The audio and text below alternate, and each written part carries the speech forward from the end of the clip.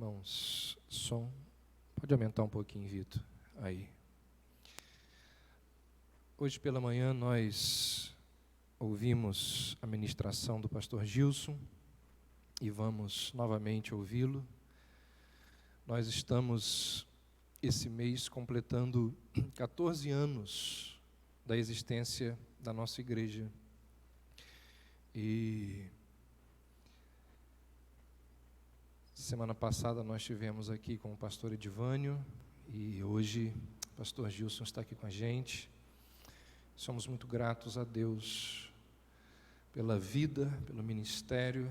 O pastor Gilson, ele tem ao longo desse tempo nos abençoado mais do que ele imagina. Hoje à noite ele está acompanhado aqui da sua esposa, Nadir está ali atrás, o irmão dele está aqui, o Zé Aurélio com a família, o Clovinho também está ali. Clovinho é primo do pastor Gilson, está ali também com a esposa. Então é um prazer recebê-los aqui com a família. Vamos mais uma vez ouvir o que Deus tem a nos falar. Graça e paz, irmãos. Tem sido um privilégio, uma alegria muito grande voltar a essa igreja e participar deste mês dos 14 anos desta igreja e sentir que testemunhar a graça de Deus, como ela se faz evidente aqui entre vocês. Deus abençoe a todos. Eu quero convidá-los já a nós abrirmos as nossas Bíblias em Deuteronômio, capítulo 8. Eu escolhi para essas duas palavras do Antigo Testamento, hoje de manhã e agora à noite.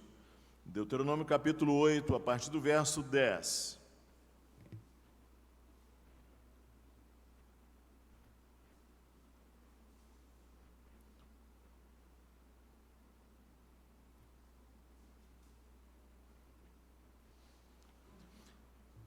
Vamos ler de 10 a 18. Deuteronômio capítulo 8, de 10 a 18.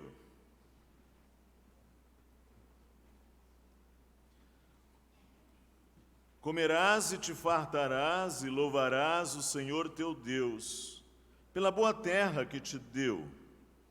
Guarda-te, não te esqueças do Senhor teu Deus, não cumprindo os seus mandamentos, os seus juízos e os seus estatutos que hoje te ordeno, para não suceder que, depois de teres comido e estiveres farto, depois de haveres edificado boas casas e morado nelas, depois de se multiplicarem os teus gados e os teus rebanhos, e se aumentar a tua prata e o teu ouro, e ser abundante tudo quanto tens, se eleve o teu coração, e te esqueças do Senhor teu Deus, que te tirou da terra do Egito, da casa da servidão, que te conduziu por aquele grande e terrível deserto de serpentes abrasadoras, de escorpiões e de secura, em que não havia água, e te fez sair a água da pederneira, que no deserto te sustentou com maná, que teus pais não conheciam, para te humilhar e para te provar, e afinal te fazer bem. Não digas, pois, no teu coração: a minha força e o poder do meu braço me adquiriram estas riquezas. Antes, te lembrarás do Senhor teu Deus, porque é Ele o que te dá força para adquirires riquezas, para confirmar a sua aliança, que sob juramento prometeu a teus pais, como hoje se vê.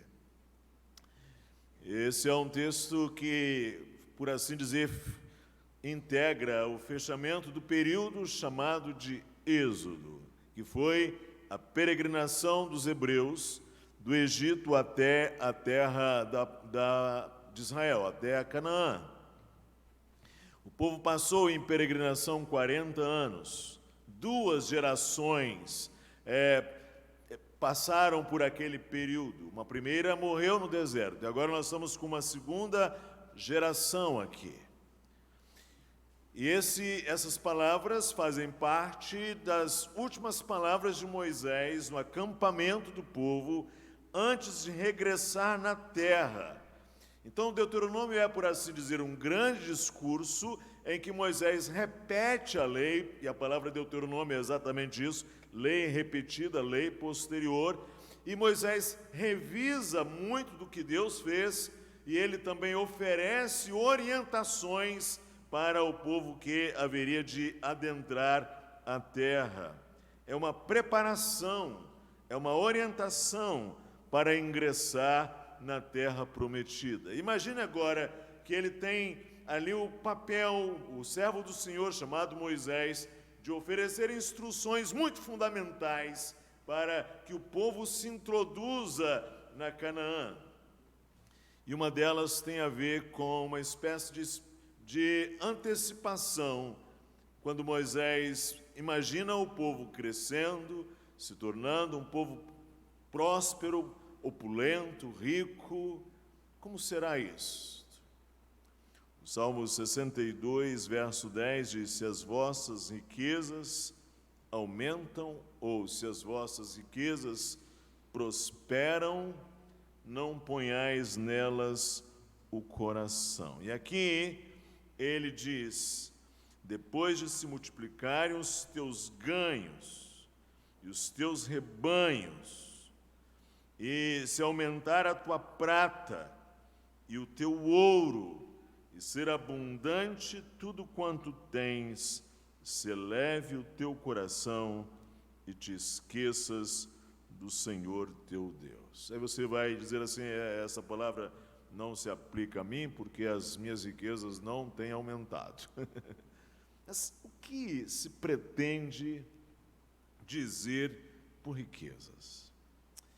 Quando se fala aqui em riqueza, se fala em todo aquele amplo conjunto de bens, de recursos, de possibilidades, de comodidades, que uma pessoa, ou uma família, ou uma sociedade desfrutam, que podem ser bens individuais, bens familiares, bens da sociedade, como a cultura, as instituições, os recursos, os bens comuns, diga-se de passagem, em nosso caso, angariados com os nossos impostos. Nós, por exemplo, desfrutamos aqui nesta cidade de água, hospital, luz elétrica, rede de comunicação, saneamento, escolas, instituições, recursos de lazer. Nós vivemos em países e sociedades mais ricas, e como também há, naturalmente, países e sociedades muito pobres. Dias atrás, alguém de nossa igreja precisou ir ao médico com uma alergia que estava tomando o seu corpo, e ao chegar ali, o clínico disse: você deve correr rápido agora para um pronto-socorro. Ou seja, ele estava desfrutando de um recurso que talvez, muitos tempos atrás, alguém morreria vitimado naquela mesma situação. Nós temos hoje uma ampla rede de recursos perto da nossa casa: pão, leite, automóvel, transporte público, água tratada, luz elétrica, farmácias, centros de compra e produtos de alimentação. Temos um pronto-socorro, talvez aqui no máximo 5 quilômetros da sua casa, instituições de segurança, instituições públicas diversas. Nós temos talvez um posto de saúde aí a alguns metros da sua residência. Nós temos o amplo legado da civilização. Muitos desses legados diretamente influenciados por cristãos e suas igrejas. E agora o povo de Israel estava se preparando para tornar-se uma nação. Era um povo peregrino, um povo rumando para a terra prometida, e agora eles estão ali naquela campina, seus olhos contemplam a terra. E nesse momento, para se tornar uma nação em seu território, estabelecer ali as suas vidas, as suas famílias, é isto que Moisés então diz: porque o Senhor teu Deus te faz entrar numa boa terra, terra de ribeiros, de águas, de fontes, de mananciais profundos que saem dos vales e das montanhas, terra de trigo e cevada, de vides, figueiras e romeiras, terras de oliveiras, de azeite e de mel, terras em que comerás o pão sem escassez e nada te faltará nela, terra cujas pedras são ferro e de cujos montes cavarás o cobre. Então eles no futuro se tornariam naquele lugar uma nação próspera, se tornariam uma monarquia. E de fato, o reino de Salomão será um reino muito próspero, material e culturalmente. Mas aqui Moisés já nos adverte algo, é que as riquezas, todo esse acervo de possibilidades, de comodidades, de privilégios, trazem consigo desafios à nossa fé. Esta é uma razão bastante racional para esse discurso sábio de Moisés. Trata-se de uma palavra de prudência. E a prudência é quando a sabedoria ganha o seu exercício prático. E a sabedoria ensina que pode haver perigos enfrentados quando nós nos tornamos mais prósperos.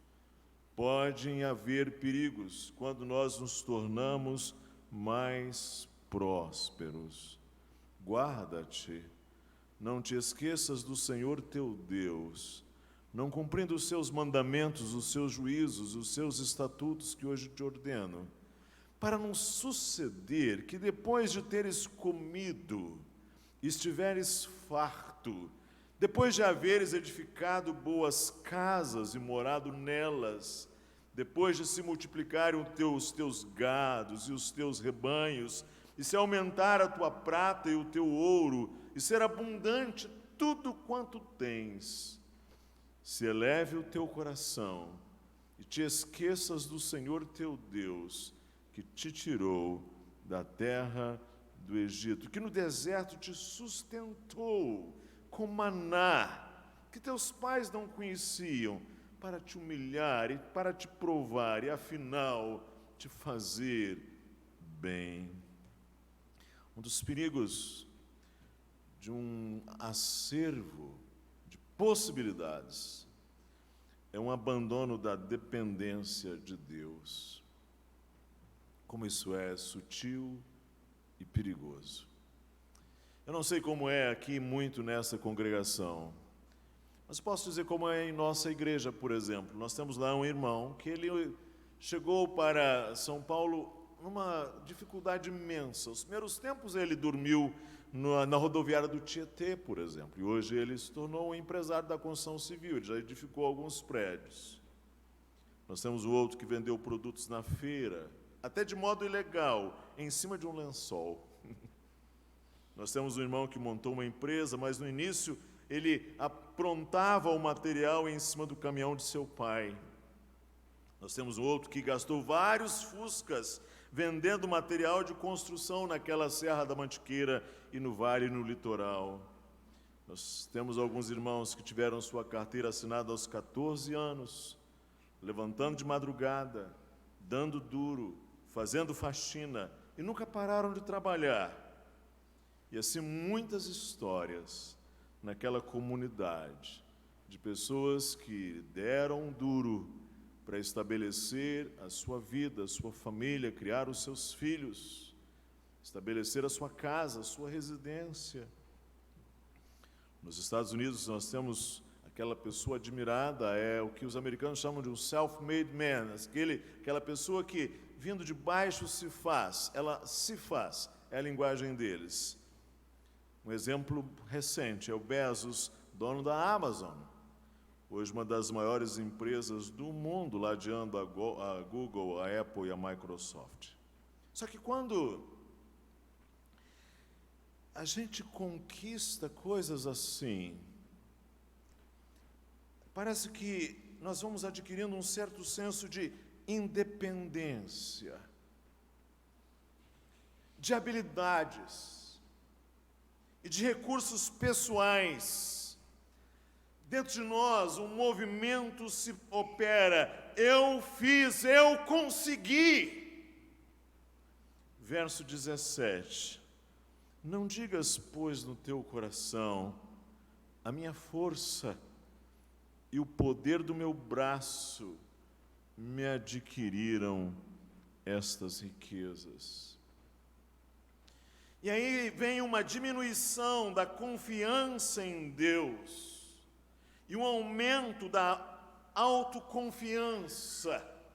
A proporção que a pessoa vai vencendo e superando obstáculos, como aquele corredor de maratona que passa os 10 quilômetros, 20 quilômetros, os 30 quilômetros e ultrapassa a barreira dos 40 quilômetros. Ele está com a musculatura toda dolorida, mas ele atravessa aquela reta de chegada, tomando as maiores forças que podem vir do seu interior, e ele está ali convicto de que é ele quem está chegando ali. E isto traz a ele, então, o senso de que ele merece, na reta final, aquele prêmio, aquela medalha, porque você recebe as suas recompensas por seu esforço. Você semeou, você cuidou, você colheu, e é possível que isso traga um certo senso de confiança pessoal e uma certa sensação de poder. Eu posso. Isto é confiar nas riquezas. É exatamente isto que foi o grande problema daquele moço chamado mancebo de qualidade, jovem de qualidades, aí os nomes variam, que veio a Jesus, mas que não conseguia abrir mão dessas coisas ou submetê-las ao senhorio, ao primado, à soberania de Jesus Cristo, porque elas conquistaram o seu coração. E um certo senso de estabilidade e de segurança, que tende a levar a pessoa a certas ilusões. Por quê?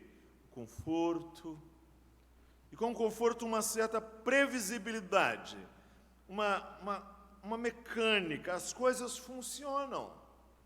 Você apanha a chave do seu carro, liga o carro e o carro funciona.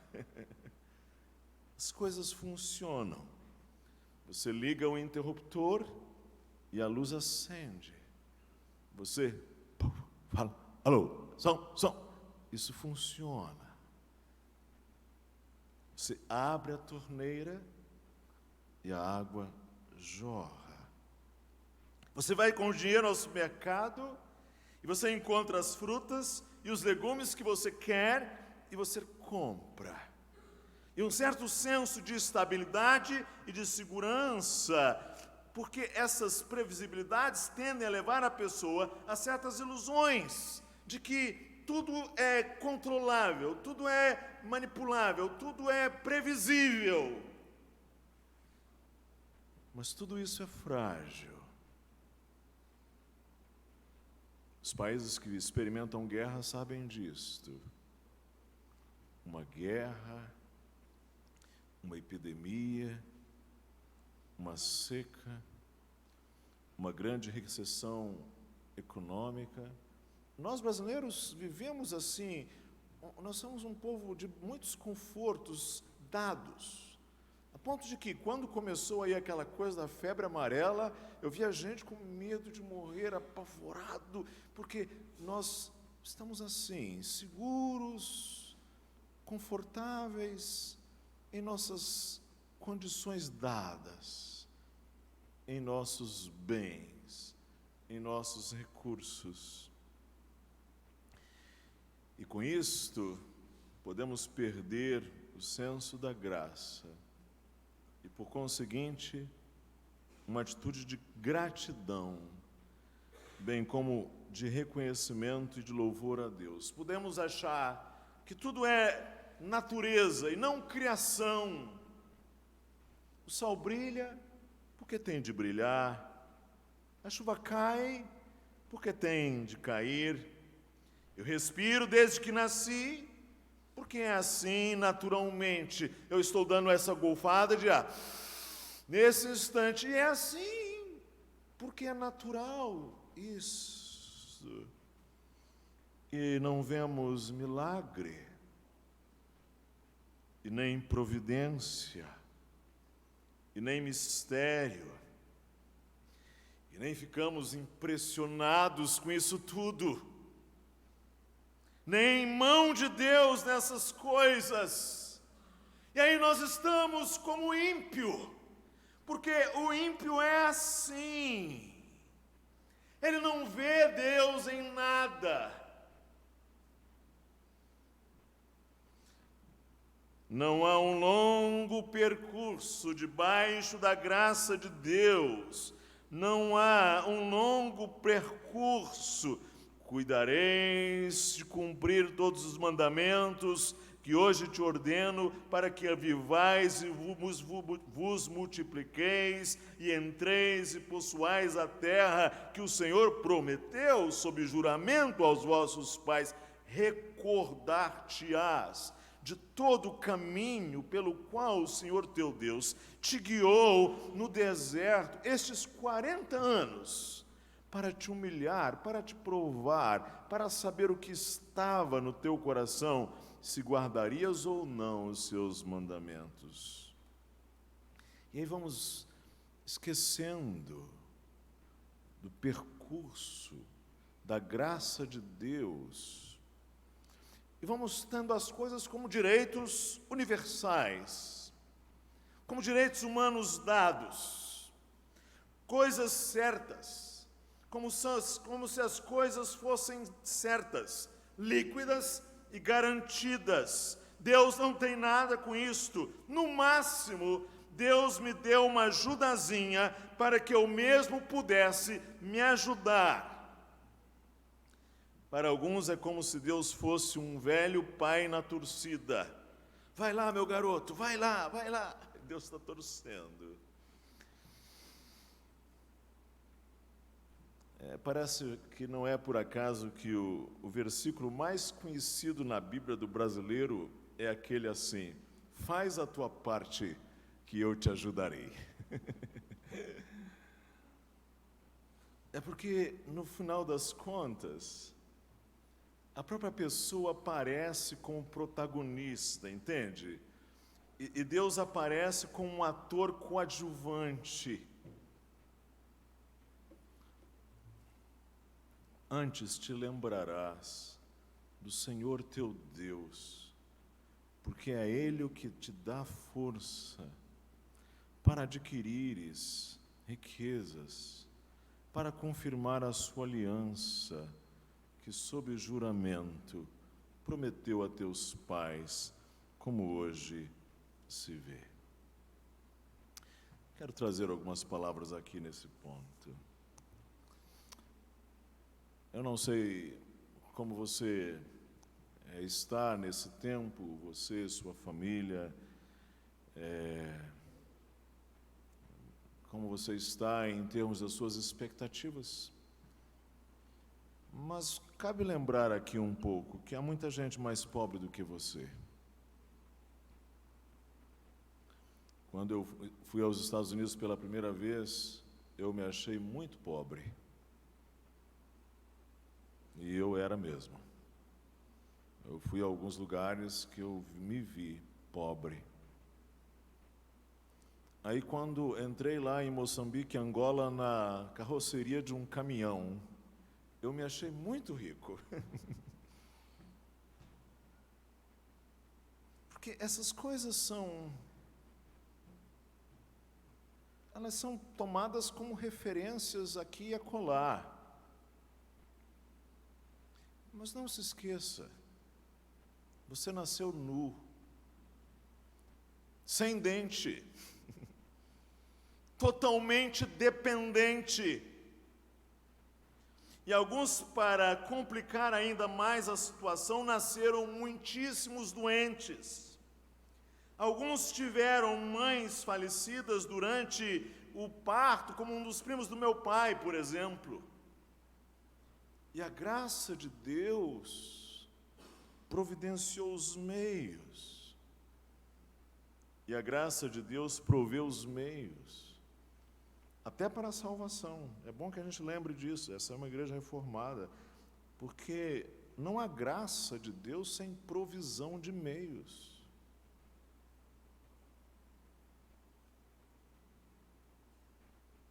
Há alguns perigos quando nos tornamos indivíduos, famílias, igreja e uma sociedade mais próspera. Eu vejo aqui que riqueza tem essa igreja, que riqueza extraordinária. Pessoas, dons, recursos. Talvez umas 10 pessoas aqui, muito recurso, muitos dons. E é possível que nós não tenhamos aquele senso de gratidão e louvor a Deus, que isso nos traga, nos conserve a humildade. Os versos 3 a 5, Ele te humilhou e te deixou ter fome, e te sustentou com maná, que tu não conhecias, nem teus pais o conheciam, para te dar a entender que não só de pão viverá o homem, mas de tudo que procede da boca do Senhor viverá o homem. Nunca envelheceu as tuas vestes sobre ti, nem se inchou o teu pé nestes 40 anos. Sabe, pois, no teu coração que como homem disciplina seu filho, assim o Senhor assim te disciplina o Senhor teu Deus. João Calvino, reformador de Genebra, ele escreveu uma oração para antes do trabalho. É muito interessante, eu traduzi, vou adaptar essa oração que diz assim: Nosso bom Deus, Pai e Salvador, uma vez que a Ti te aprouve ordenar que trabalhemos para podermos atender a nossa pobreza por Tua graça, de tal modo abençoa nosso trabalho que Tua bênção se estenda até nós, sem o que ninguém poderá prosperar no bem, e que tal favor nos sirva para testemunho de Tua bondade e assistência, por meio da qual reconheçamos o paternal cuidado que tens de nós. Ademais, Senhor, que te apraza assistir-nos por teu Espírito Santo, para que possamos exercer fielmente nosso dever e vocação sem qualquer dolo nem engano. Pelo contrário, que tenhamos antes o propósito de seguir tua ordenança, que satisfazer o desejo de enriquecer-nos, que, se não obstante, a ti te apraz prosperar nosso trabalho, que também nos dês a disposição de proporcionar assistência àqueles que estão na pobreza, segundo os recursos que nos houveres dado, retendo-nos em toda a humildade, a fim de que não nos elevemos acima daqueles que não hajam recebido tal abundância de tua generosidade.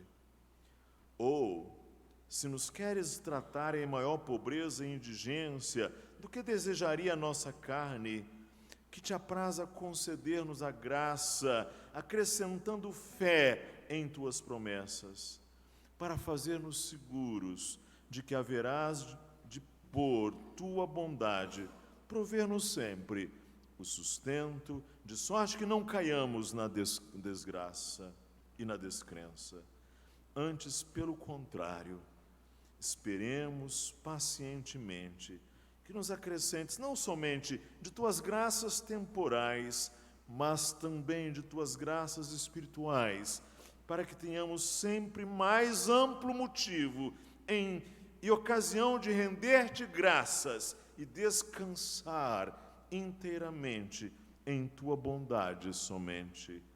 Ouve-nos, Pai de misericórdia, por Jesus Cristo, teu Filho. nosso Senhor. Ele está pedindo, antes de sair para trabalhar, que Deus coloque dentro, mantenha dentro dele o espírito certo, quando ele estiver à busca do sustento e dos recursos. Sabe, irmãos, irmãs, você que nos visita aqui nesta noite, nós precisamos nos lembrar que tudo é pela graça de Deus. Desde o primeiro momento em que, deixando o ventre das nossas mães, nós, pela primeira vez, respiramos o oxigênio. Tudo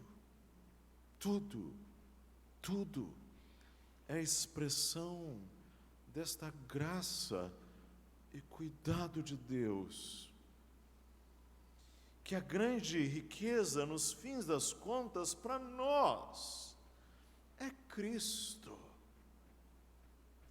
e que nele nós temos acesso a toda sorte de bênção. Nós somos herdeiros de Deus. Com Cristo nós somos herdeiros de todas as coisas. Ele é o primogênito sobre muitos irmãos, como diz na Epístola aos Hebreus. Quando aquele filho chamado pródigo deixou a casa, e ele viveu dissolutamente, e entrou num processo de colapso, de decadência, e foi apacentar porcos, que para nós não é nada extraordinário, mas para um judeu é uma coisa absurda, porque um judeu nem chega perto do porco. É uma coisa imunda para ele. E ali naquela condição em que ele estava desejoso de comer as alfarrobas que os porcos comiam, sabe, a grande riqueza que ele lembrou não foi a casa do pai, foi o pai. É a figura do pai. Um pastor do século XVII, ele diz: se eu for para o céu e Jesus lá não estiver, eu não quero ficar lá não. Eu quero passar a eternidade onde Jesus estiver. Ele compreendeu que no fim das contas não adianta nós desfrutarmos toda a exuberância das coisas, porque de fato a nossa grande riqueza aqui, agora e para sempre é estar em Cristo e com Cristo.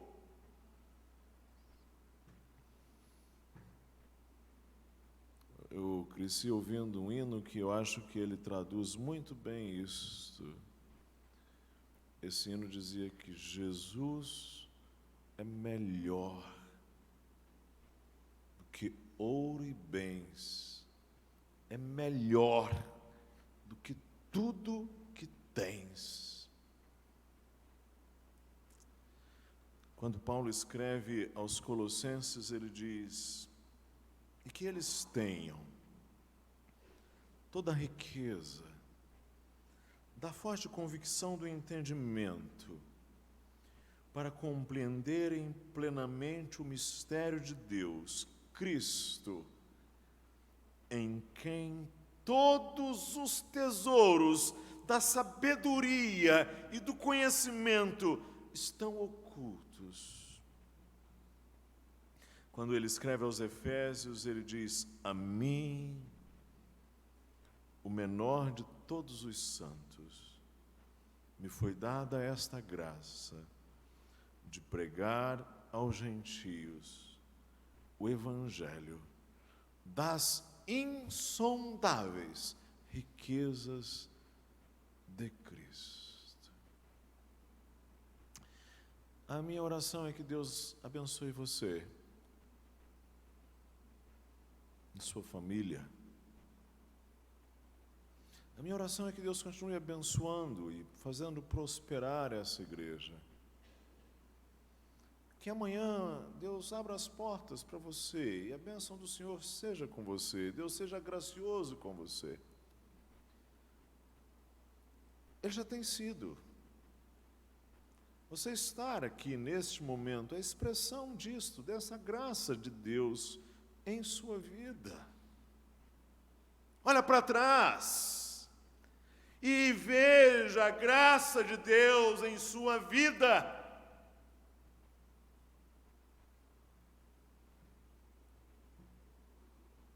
E que o Senhor vá concedendo a você, dia após dia, o maná, as suas vestes sejam conservadas, os seus bens sejam valorizados e que o Senhor faça prosperar você, com certeza, e essa igreja também. Mas há um perigo nessas coisas. É nós nos esquecermos do Senhor e começarmos a dizer: a minha força e o poder do meu braço me adquiriram estas riquezas. E aí nós fazemos esse grande coral dos incrédulos autossuficientes, autojustificados, e não percebemos que cada dia que temos força para trabalhar, em que a nossa mente está funcionando e nós conseguimos criar, produzir, nós conseguimos exercer a criatividade, o labor, a indústria, a ação, o comércio, a vida, as interações, as comunicações, que tudo isso é expressão da graça de Deus.